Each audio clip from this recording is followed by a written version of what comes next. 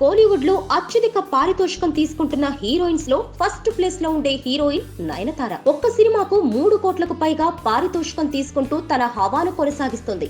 కాగా ఇప్పుడు ఈమెను టార్గెట్ చేయాలని కొంతమంది నిర్మాతలు చూస్తున్నారట. ఎందుకంటే నిర్మాతల దగ్గర నుండి ఈమె తీసుకునే రెమ్యూనరేషన్ లో సగం వైట్ గాను సగం బ్లాక్ గాను తీసుకోవడం ఈమెకు అలవాటు.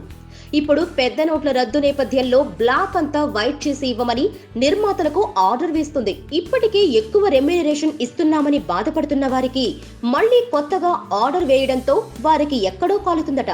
దీంతో ఎలాగైనా సరే ఆమె మీద ఏసీబీ దాడి చేయించాలని నిర్మాతలు ప్లాన్ చేస్తున్నారట.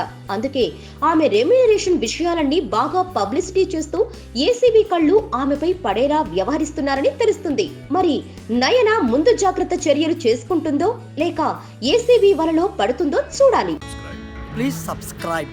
Hi, it's me Purna. Please subscribe.